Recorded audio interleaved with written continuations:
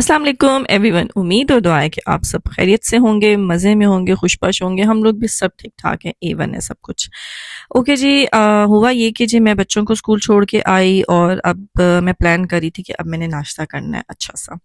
अभी मैं ये सोच ही रही थी ना कि दरवाजे पे धड़ धड़ धड़ नॉक हुआ। मैंने कहा इतनी सुबह सुबह कौन हो सकता है, किसी ने बताया भी नहीं आने का। लेकिन खैर एनीवेज मैंने हिम्मत करके चेक करने के बाद जब दरवाज़ा खोला तो मेरी खुशियाँ और नाश्ता ना करने देने वाली एक अदद दोस्त जो है वो सामने मौजूद थी। वो खुद तो रेडी थी और आते ही शोर मचाना शुरू कर दे कि चलो चलो उठो मेरे साथ चलो, मैंने कुछ कपड़े खरीदने हैं और मुझे कंपनी चाहिए जो ना, तो पैसे मेरे पास हैं, बस मेरे साथ चल लो। मैंने कहा ओके फाइन, शुक्र है तुम्हारे पास अपना वॉलेट तो है। तो बस ये व्लॉग कुछ इस दुख के साथ शुरू हुआ कि मैंने नाश्ते का प्लान कैंसिल किया। उसने कहा बाहर से कुछ कर लेंगे, निकल लो बस अभी जो ना, क्योंकि हमने बच्चों के स्कूल का जो वक्त है ना, एब्सेंस का जो है वक्त बच्चों का, वो वाला हमने इस्तेमाल करना है। तो इसलिए जो है ना चलते हैं। बस ये सोच के फिर मैंने तैयारी की और हम लोग इस वक्त आ गए हैं, मौजूद हैं शॉप पे। कपड़ों की छान जारी है, तो उससे कुछ अपनी पर्टिकुलर चीज़ें लेनी थी, कुछ मैचिंग्स करनी थी। तो मैं फारिग ही थी इस टाइम में, तो मैंने कहा चलो मैं दूसरी तरफ जाके मैं अपने काम कर लेती हूँ। तो मैंने भी कपड़ों को कुछ ज़रा देखना सीखना समझना शुरू किया कि इस पे क्या एम्ब्रॉयडरी है, किसी का बटन तो नहीं टूटा हुआ, ज़िप पूरी है, काम सही है कि नहीं है, क्योंकि मैंने तो कुछ बाय करना नहीं था। लेकिन मुझे मज़ा इस वक़्त बहुत आ रहा था इन सारों को इतने सुकून से देखने का। इसकी क्या वजह है, क्योंकि इस वक़्त रावी जो है ना वो चैन ही चैन लिख रहा था। बच्चे स्कूल में थे, बच्चे वैसे भी ऐसी जगहों पे आके इतना शदीद बोर होते हैं ना। अच्छा इतने चालाक होते हैं ना ये बच्चे, जाएँगे आपके साथ खुशी-खुशी, अपनी अपनी चीज़ें जैसे पूरी हो जाएँगी ना, उसके बाद ये थक भी जाते हैं, ये बोर भी हो जाते हैं, इन्हें भूख भी लग जाती है।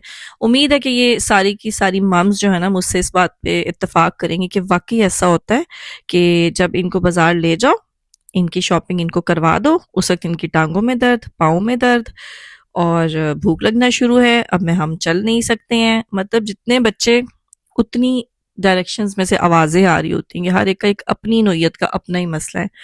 तो मैं तो इस वक़्त इस वाली जो ना टेंशन से आज़ाद होके ना सुकून से एक-एक ड्रेस देख रही थी कि चलो कोई बात नहीं, जब तक जो है ना दोस्त दुश्मन जहाँ अपनी चीज़ें खरीद रही है तो मैं तब तक अपनी चीज़ें खरीद लेती हूँ। दोस्त ने जब ये मेरा व्लॉग देखना है ना, दोस्त ने मुझे ढेर सारी दुआएँ देनी है कि तुमने मुझे मेरा तारुफ़ करवाया किस तरह है ना।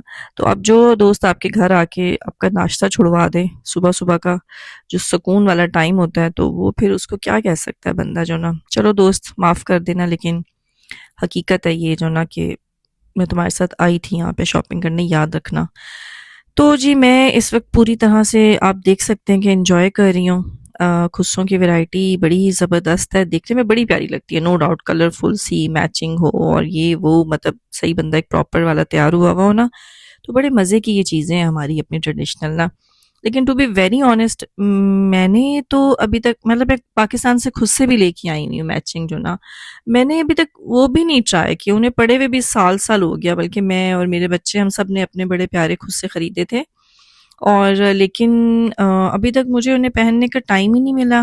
और ये देखिए चुन्नू मुन्नू सा ड्रेस जो है ना, मुझे यकीन नहीं आता इतने छोटे से कपड़े इतने मतलब क्यूटली डिज़ाइन किए हुए हैं, और उनके सिलाई का और उनके मतलब बच्चों को ना चुभे इस चीज़ का कितना ख्याल रखा हुआ है। तो बस ये शॉपिंग ख़त्म करने के बाद वो अपने घर खाया पिया और मैं अपने घर आ गई। और घर आके मैं चूँकि ये पफ पेस्ट्री निकाल के गई हुई थी, मैंने कहा मेरे आने तक इंशाल्लाह इसने मतलब मैं फ्रीज़ कर देती हूँ लाने के बाद ना इसको। तो लेकिन जब मैं वापस आई तो वो आराम से कूल से रूम टेम्परेचर पे आई हुई थी। तो बनाने का इरादा है मेरा कुछ सिनेमन रोल का, और उसके लिए मैंने कुछ भी नहीं किया, कोई रॉकेट साइंस नहीं है, बस 3-4 चीज़ें और आपकी बेहतरीन सिनेमन रोल जो है वो वीक के लिए आप बना के घर पे फ्रिज में रख सकते हैं। ये मैंने ब्राउन शुगर और सिनेमन पाउडर को मिक्स किया है। इसके अलावा उससे भी पहले का जो स्टेप था, मैंने मेल्टेड बटर को पफ पेस्ट्री के ऊपर लगाया, स्प्रेड किया, और इसके ऊपर ये मैंने जो है दोनों चीज़ें मिक्स करके लगाने के बाद अब मैं इसको कर रही हूँ रोल। तो इस स्टेप पे वैसे ये है कि नहीं, मैंने तो फ्रिज में उठा के नहीं रखा था, या फ्रीज़र में, अगर आपको आपके पास टाइम है तो आप यूँ कर लें। अब चूंकि बच्चों के आने का टाइम थोड़ा कम रह गया था, तो मैंने कहा मैं इसे जल्दी जल्दी बनाती हूँ और बना के जो है ना इसको बेक करने के लिए रखते हैं। तो बस आप इसको यहाँ पे इसी स्टेज पे भी आप इसको अगर किसी ट्रे में शुरू करें ना बनाना, तो आप उस ट्रे को थोड़ी देर के लिए फ्रीज़र में रख दें ताकि ये थोड़ा हार्ड हो जाए, और फिर उसके बाद आप इसके गोल-गोल प्यारे-प्यारे से स्लाइसेस काट लें। तो मैंने इसका वेट नहीं किया और मैंने इसको यहाँ पे बस इसी तरह से आराम-आराम से, प्यार-प्यार से रोल करते हुए इसके मैंने गोल-गोल से पीसेस काट लिए। अच्छा, जब ये पूरा रोल बन जाए ना, आप इस स्टेप पे भी फ्रीज़र में इसको थोड़ी देर के लिए रख दें ताकि जो है ना ये सुधर जाए।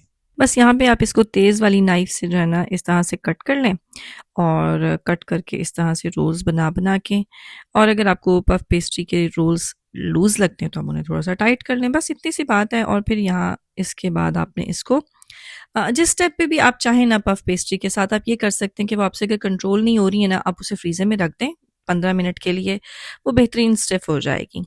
बस मैंने एक ट्रे ली, ट्रे को मैंने ग्रीस किया एज़ यूजुअल बटर के साथ, और करने के बाद मैंने सारे जो स्पाइरल्स थे ना, वो स्पाइरल कह सकते हैं वैसे तो, ओके नो प्रॉब्लम, तो वो जो है वो मैंने इसके अंदर रखे।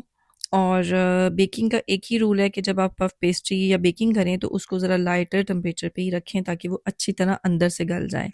तो मैंने इसे 170 डिग्रीज पे तकरीबन मेरे इसने 30 मिनट ले लिए थे।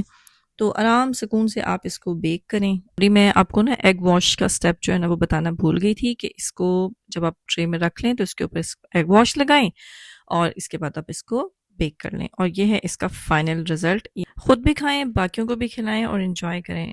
और व्लॉग को लाइक, शेयर और सब्सक्राइब करना मत भूलें। मिलते हैं नेक्स्ट व्लॉग में नई अपडेट्स के साथ। टेक केयर, अल्लाह हाफिज़।